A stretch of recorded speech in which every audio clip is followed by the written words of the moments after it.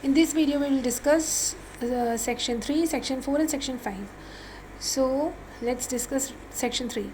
This is receipt of written communication. So, first of all, we have to understand this written communication is not the reply of plaint. Okay, this written communication means the communication between the parties, disputed parties. Okay, so the first point is any written communication is deemed to have been received. कोई सा भी written communication माना जाएगा कि मिल गया है if it is delivered to the, अगर वो डिलीवर्ड होता है किस किस को, टू द एड्रेसी यानी जिसको आपने भेजा है पर्सनली उसको मिल जाता है, या at his place of business जहाँ वो बिज़नेस कर रहा है उस प्लेस पे मिल जाता है, या हैबिचुअल रेसिडेंस और मेलिंग एड्रेस. ठीक है, यानी कि कोई सा भी रिटर्न कम्युनिकेशन माना जाएगा कि पहुंच गया है एड्रेसी को अगर वो उसके डिलीवर्ड हो गया है एड्रेसी को अगर वो पर्सनली उसकी प्लेस पे पहुंच जाए, या जहाँ वो हैबिचुअल बिजनेस कर प्लेस ऑफ बिजनेस कर रहा है वहाँ पहुंच जाए, या वो हैबिचुअल जहाँ का रेसिडेंस है उस मेलिंग एड्रेस पे मिल जाता है, तो हम ये मानेंगे that communication is deemed to have been received.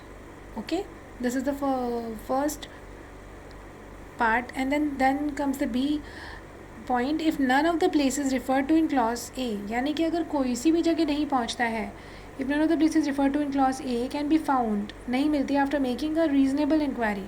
अगर आपने reasonable inquiry कर ली और आपको ना तो एड्रेसी की पर्सनली ना तो उसे पर्सनली मिल पा रहा है, ना तो उसकी प्लेस ऑफ बिजनेस मिल पा रही है, ना हैबिचुअल रेसिडेंस मिल पा रहा है, मेलिंग एड्रेस मिल पा रहा है, तो हम क्या करेंगे,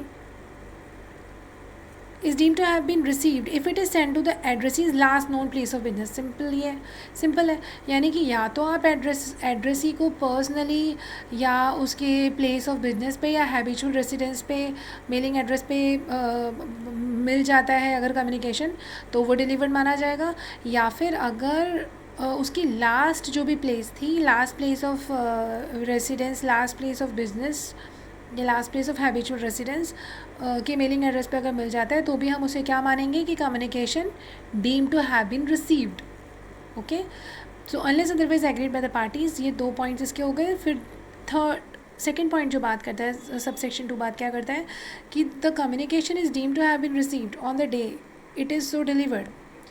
यानी जो फर्स्ट पॉइंट है वो बात ये करता है कि जो एड्रेसी है उसको पर्सनली वो मिल जाए, या उसके हैबिचुअल रेजिडेंस में मिल जाए, या उसको उसके प्लेस ऑफ बिजनेस में मिल जाए, तो हम मानेंगे कि it's deem to have been delivered to the addressee.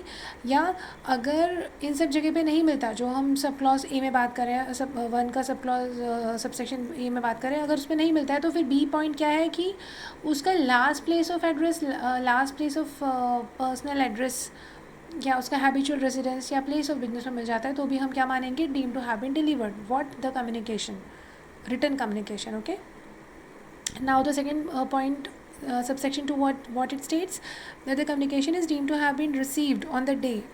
अब कब माना जाएगा कि मिल गया, on the day it is so delivered, जिस भी दिन डिलीवर्ड हो जाएगा उसी दिन माना जाएगा कि उसको मिल गया है. थर्ड पॉइंट ये है कि ये जो सब सेक्शन ये जो सेक्शन 3 है, ये जो रिटन कम्युनिकेशन के बारे में बात कर रहा है, ये कोर्ट की जुडिशियल अथॉरिटी की प्रोसीडिंग्स के बारे में बात नहीं कर रहा है.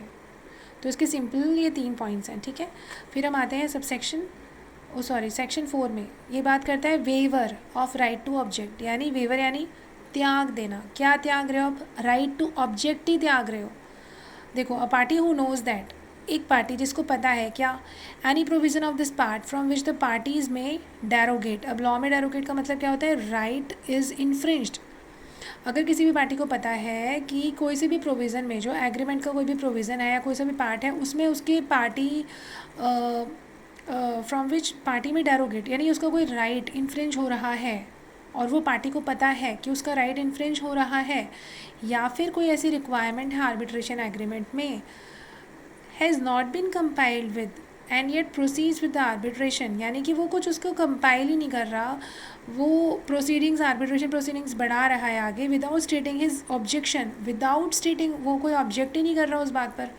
यानी किसी डिस्प्यूटेड पार्टीज़ दो हैं, उनमें से किसी एक डिस्प्यूटेड पार्टी को पता है कि जो भी एग्रीमेंट हो रहा है उस एग्रीमेंट में उसको कोई सा भी एक पार्ट है ऐसा जिसमें उसके राइट इन्फ्रिंज हो रहे हैं, यानी कि डेरोगेट हो रहे हैं, या फिर कुछ ऐसी रिक्वायरमेंट है as per the arbitration agreement, तो वो क्या कर रहा है, वो कंपाइल नहीं कर रहा और उसे प्रोसीड कर रहा है आर्बिट्रेशन के साथ without stating his objection to such non compliance without undue delay, बिना किसी डिले के, और if at a time limit is provided, अगर उसे कोई टाइम लिमिट भी दे तो भी वो ऑब्जेक्ट नहीं कर रहा, तो ऐसी सारी कंडीशन में हम क्या करेंगे, shall be deem to have waived his right to so object, तो हम ये मानेंगे कि उसने खुद ने वेव कर दिया है, वेवर हो गया है राइट टू ऑब्जेक्ट का। ठीक है, ये सेक्शन 4 है।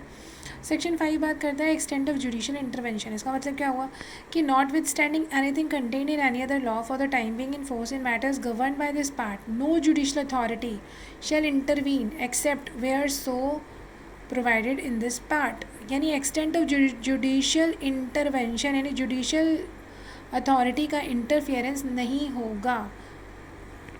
ठीक है, एक्सेप्ट वेयर सो प्रोवाइडेड, जब तक कि वो प्रोवाइडेड ही नहीं किया गया हो पार्ट में।